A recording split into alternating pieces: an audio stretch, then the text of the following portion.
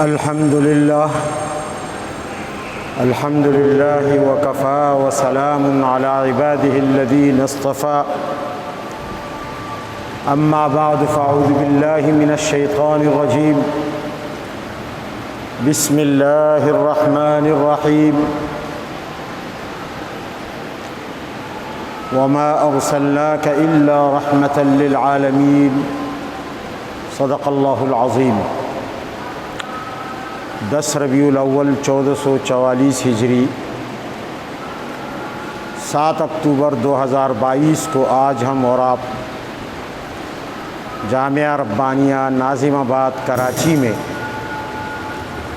جمعۃ المبارک کے حوالے سے جمع ہیں۔ ربیع الاول کا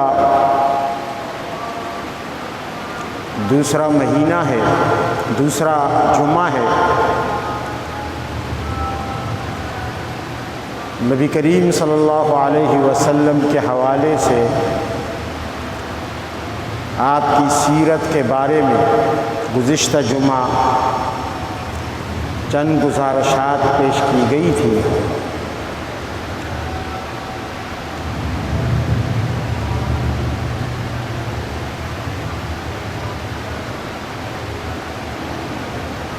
موجودہ دور میں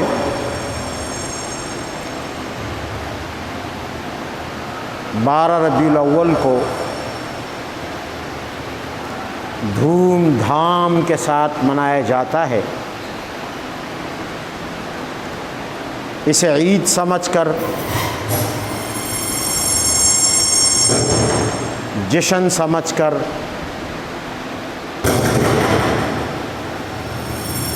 ہر طرف بدتمیزی کا وہ طوفان برپا ہوتا ہے۔ الامان والحفیظ،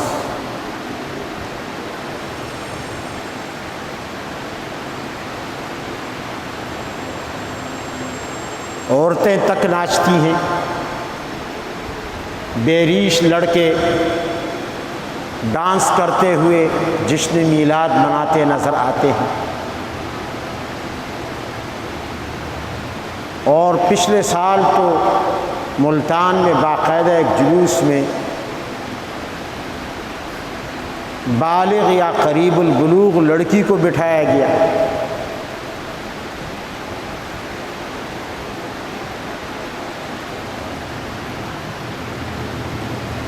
بعض سفید ریش بزرگ حضرات بھی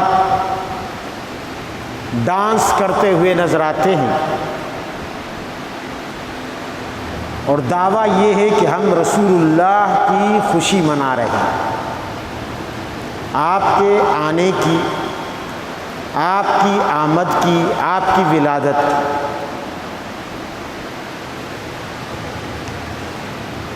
دنیا کی نظروں میں اسلام کا وقار پیغمبر سے محبت اور عشق اور پیغمبر کی ولادت کے نام پر کھو دیا گیا ہے۔ اسلام ایک جتنا باوقار دین تھا، اس کی ہر ادا باوقار تھی۔ اتنی سنجیدگی، اتنا وقار اور کسی دین میں نہیں تھا جتنا اسلام میں تھا۔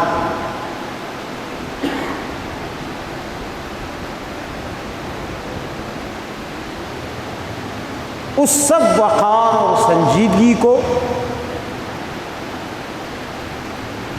خیرآباد کہہ دیا گیا، اور ایسے غیر سنجیدہ کام کیے جانے لگے،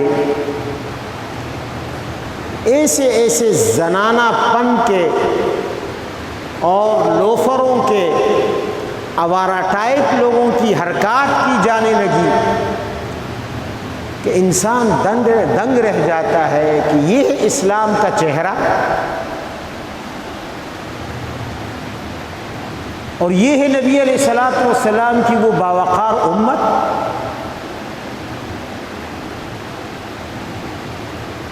اور یہ ہے اسلام کی تعلیمات،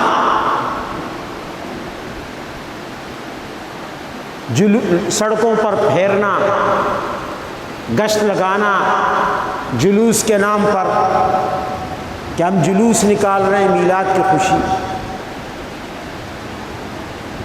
کیوں ظلم اور زیادتی کی جا رہی ہے اسلام کے ساتھ؟ کیوں اسلام کا چہرہ مسخ کیا جا رہا ہے؟ اور افسوس تو یہ ہے کہ یہ کوئی یہودی یا ہندو یا نصرانی یا سکھ نہیں کر رہا، بامن ہرچ کرد آشنا کرد، اپنے گھر کے ہی لوگ اٹھ کر اور اسلام کی خوبصورت تصویر کو ان گھناؤنی حرکات کے ذریعے داغدار کرنا چاہتے ہیں، رسوا کرنا چاہتے ہیں۔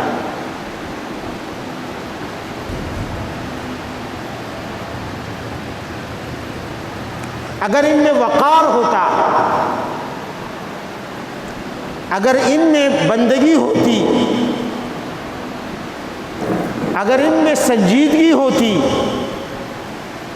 اگر ان میں رب کی خوشی ہوتی، اللہ کی رضا ہوتی ان حرکتوں میں، تو رب کعبہ گواہ ہے، محمد رسول اللہ صلی اللہ علیہ وسلم ان میں سے ایک کام کو بھی نہ چھوڑتے، ایک کام کو خود بھی کرتے اور امت سے بھی کرواتے۔ مکہ کی گلیوں میں نہ صحیح کہ وہاں مسلمانوں کا غلبہ نہ تھا، مدینہ کی گلیوں میں ہر سال ربیع الاول کو اللہ کے نبی صحابہ کو لے کر جس شان سے جلوس نکالتے، اپنی میلاد کی خوشی مناتے، دنیا کا کوئی انسان ایسا جلوس نہ نکال سکتا، اس لیے کہ پیغمبر کی ہر ادا اعلیٰ ہے، پیغمبر کا ہر عمل اونچا ہے، ہر عمل حسین ہے، ہر حرکت حسین و جمیل ہے۔ پیغمبر، اور سب سے زیادہ تو انسان کو اپنی ولادت کی خوشی ہوتی ہے، دوسروں کو اتنی خوشی کیا ہوگی؟ نبی علیہ الصلوۃ والسلام کی ولادت کی خوشی تو خود نبی علیہ السلام کو جتنی ہوتی اور کسی کو ہو سکتی ہے، اور کسی کو ہو سکتی ہے۔ آپ اپنے مقام اور مرتبے سے اور اپنی عظمت سے جتنے واقف ہیں، پوری کائنات کا علم، اللہ کے سوا تمام انسانوں کا علم اگر اکٹھا کر لیا جائے نبی کے مقام اور مرتبے اور عظمت کے بارے میں، تو نبی علیہ السلام کے علم کے پاسنگ کو بھی نہیں پہنچتا۔ آپ کو اپنا جو مقام اور مرتبہ معلوم ہے،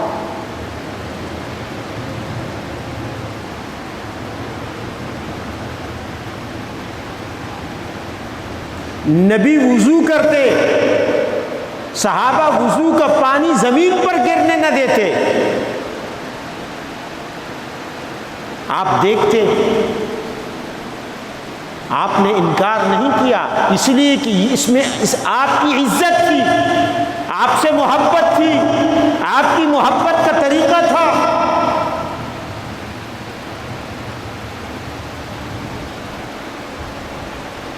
نبی کا خون بہا، صحابی نے پی لیا، آپ نے منع نہیں کیا، کیونکہ نبی سے محبت ہے۔ تو نبی علیہ السلام جانتے تھے، اپنے سے محبت رکھنے کے طور طریقے جانتے تھے، ایسا نہیں ہے کہ نہیں جانتے تھے۔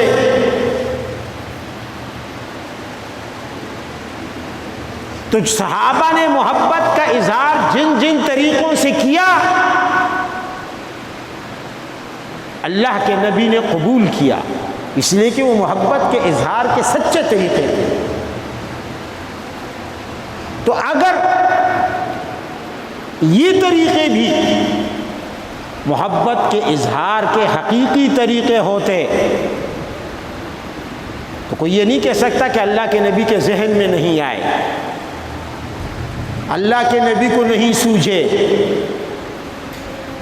اللہ کے نبی کا علم کم تھا والعیاذ باللہ، ہم ان سے زیادہ علم رکھتے ہیں۔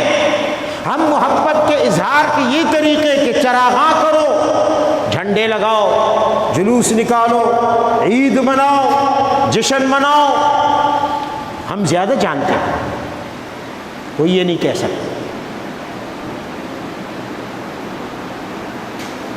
نبی علیہ السلام نے فرمایا جو چیز تمہیں اللہ کے قریب کر دے، کوئی ایسا عمل جو تمہیں اللہ کے قریب کرتا ہو، میں نے بتانے سے نہیں چھوڑا۔ میں نے کوئی ایسا کام، ایسا عمل جو تمہیں اللہ کے قریب کرتا ہو، جنت کے قریب کرتا ہو، جہنم سے دور کرتا ہو، اور میں نے بیان نہ کیا ہو، میں نے اس کی تعلیم نہ دی ہو۔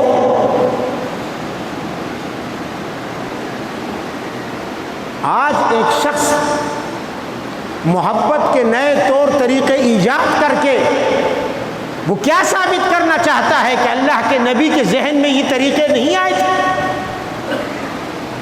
اللہ کے نبی کا علم محدود تھا، اور تم تو کہتے ہو کہ اللہ کے نبی عالم الغیب ہیں، تو آج تمہاری ان حرکات کا علم اللہ کے نبی کو نہیں تھا؟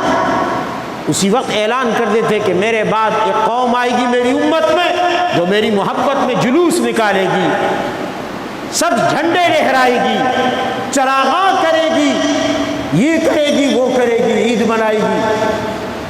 تو اللہ کے نبی اس وقت کہتے تھے کہ میں ان سے محبت کرتا ہوں، مجھ سے محبت کرتا ہوں۔ جہاں اتنے اعمال کے لیے اللہ کے نبی نے یہ باتیں ارشاد فرمائی، وہاں ان کاموں کے لیے بھی کہتے تھے۔ اور چلو اگر اللہ کے نبی کے ذہن میں یہ باتیں نہیں آئی، ایک منٹ کے لیے مان لیں ہم تمہارا عالم الغیب ہونے کا عقیدہ بھی ایک طرف رکھ دیں، تو کیا اللہ کو بھی نہیں پتہ تھا کہ محبت کے اظہار کے یہ طریقے ہیں؟ اور پھر تم تو اپنے آپ کو حنفی بھی کہتے ہو۔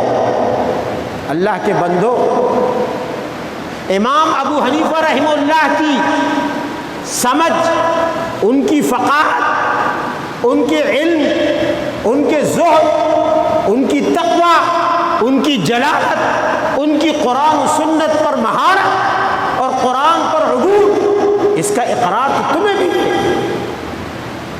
جہاں امام اعظم نے، امام ابو حنیفہ نے قرآن و حدیث سے 12 لاکھ مسائل نکالے اور امت کو پلیٹ میں رکھ کر پیش کر دیے، وہاں امام ابو حنیفہ جشن میلاد کا استنباط نہیں کر سکتے تھے قرآن سے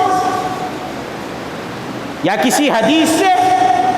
عید میلاد النبی کا استنباط اور استخراج نہیں کر سکتے تھے؟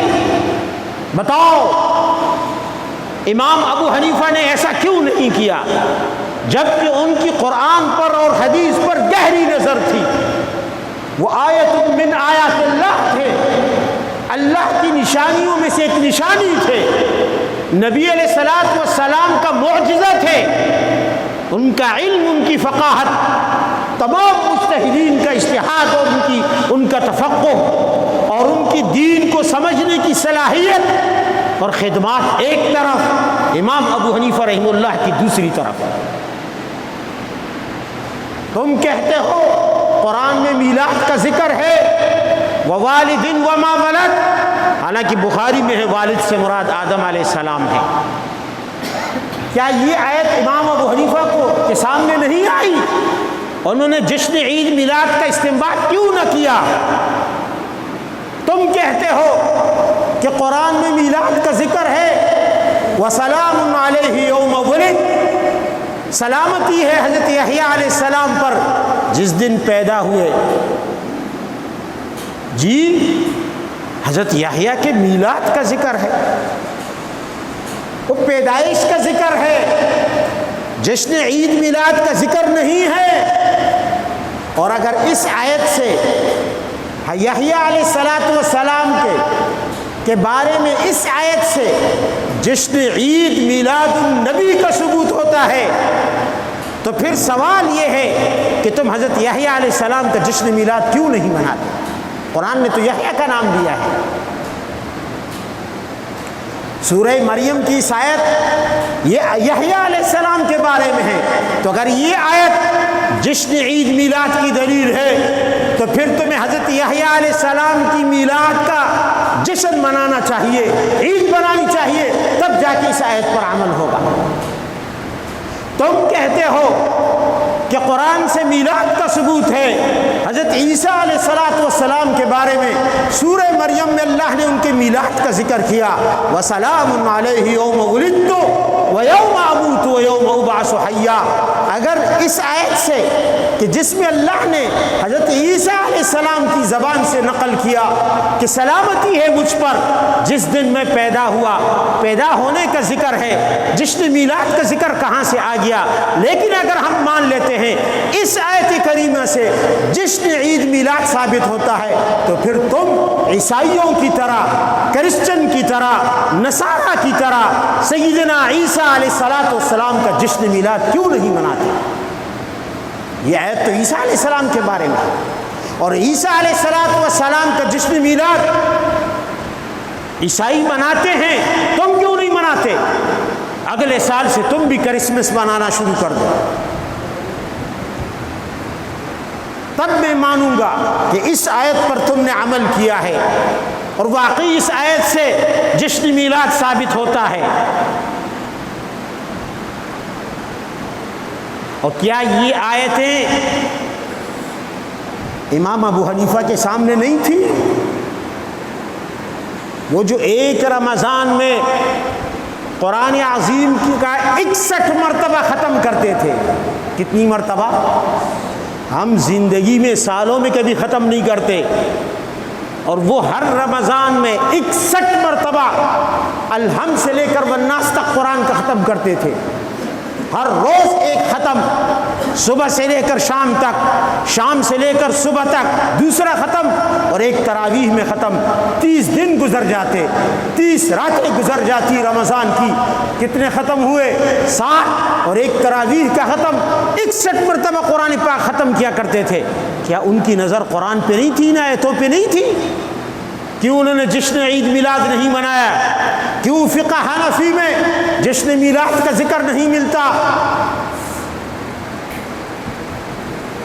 پھر امام ابو حنیفہ کے شاگرد ہیں امام ابو یوسف، امام محمد، امام ظفر، امام حسن ابن زیاد، امام سرخسی، امام کرخی، امام حلوانی، امام حلوائی، شمس الائمہ حلوائی، اور ہزارہ لکھوں کا ماوراء النہر، بلخ، بخارا اور کہاں کہاں کے فقہا گزرے ہیں امام ابو حنیفہ کی فقہ کے، ان کی نظروں میں یہ آیتیں نہیں تھیں؟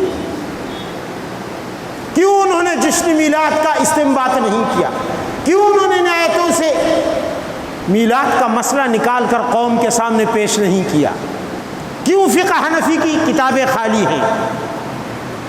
اور یہ تو فقہ حنفی کا عالم ہے، باقی 3 مذاہب وہ بھی اس سے خالی ہیں۔ امام مالک رحمہ اللہ جو مدینہ کے امام تھے، جن کے بارے میں اللہ کے نبی کی یہ پیشن گوئی علماء بتاتے ہیں، یوشک ان یضرب الناس اکباد الابل لا یجدون عالما الا بالمدینہ، ان قریب وہ دور آنے والا ہے دنیا علم کے لیے مارے مارے پھرے گی، اونٹوں پر سفر کرے گی، لیکن انہیں کہیں اتنا بڑا عالم نہیں ملے گا جتنا مدینہ میں موجود عالم ہوگا۔ محدثین فرماتے ہیں اس کا مصداق امام ابو حنیفہ کے بعد امام مالک رحمہ اللہ جو مدینہ کے امام ہیں، اس حدیث کا مصداق کہ اللہ نے ان سے اتنا بڑا کام لیا۔ امام مالک کے عاشق رسول نہیں تھے جو مدینہ میں چلتے تو جوتے نہ پہنتے، مدینہ میں ساری زندگی انہوں نے جوتے نہیں پہنے، مدینہ سے فرض حج کرنے کے بعد پوری زندگی اس لیے باہر نہیں گئے، نفلی حج کے لیے بھی نہیں گئے کہ میری موت مدینہ سے باہر نہ آ جائے۔ اتنے بڑے رسول اللہ کے محب تھے، چاہنے والے تھے، لیکن اس کے باوجود امام مالک نے اپنی پوری زندگی میں ایک مرتبہ بھی جشن میلاد نہیں منایا. لگاؤ فتویٰ ان پہ. تم کہتے ہو کہ جہاں میں سارے خوشیاں منا رہے ہیں سوائے ابلیس کے. آؤ, کیا تمہیں امام مالک ابلیس نظر آتے ہیں؟ کیا تمہیں امام ابو حنیفہ ابلیس نظر آتے ہیں؟ کیا ابو بکر، عمر، عثمان، علی، حسن، حسین، معاویہ ابلیس نظر آتے ہیں؟ کم بختو، تمہارا یہ طعنہ کہاں جا کر لگتا ہے؟ اور خاکم بدہن، نعوذ باللہ، العیاذ باللہ، استغفر اللہ، یہ طعنہ تو جا کے نبی علیہ السلام پر لگتا ہے جنہوں نے زندگی میں ایک مرتبہ جشن میلاد نہیں منایا. تم کہتے ہو سوائے ابلیس کے جہاں میں سبھی خوشیاں مناتے. پھر امام شافعی، پھر امام احمد، ان لوگوں نے عید میلاد منائی؟ یا تمہیں یہ بھی ابلیس نظر آتے ہیں؟ الیاذ باللہ.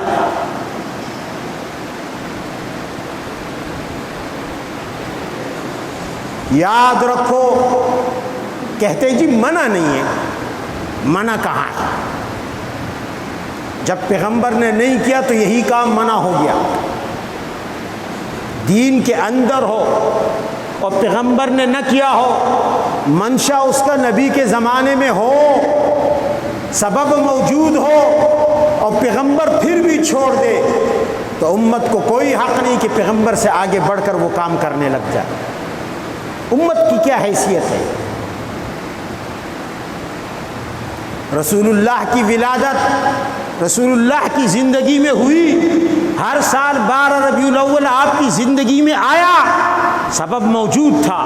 کوئی نیا سبب نہیں ہے جو آج ہمیں عید میلاد کی ایجاد کرنی پڑ گئی.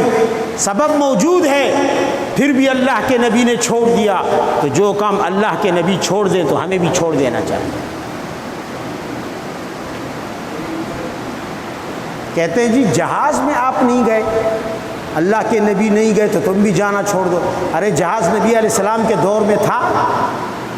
اگر مدینہ میں ایئرپورٹ ہوتا اور وہاں سے جہاز چلا کرتے اور اللہ کے نبی جہاز ہونے کے باوجود اس کام کو چھوڑ دیتے، جہاز کا سفر نہ کرتے، آج ہمیں بھی حق نہ ہوتا کہ ہم جہاز کا سفر کرتے، ہمارے لیے بھی جائز نہ ہوتا. لیکن نبی کے دور میں جہاز تھا ہی نہیں.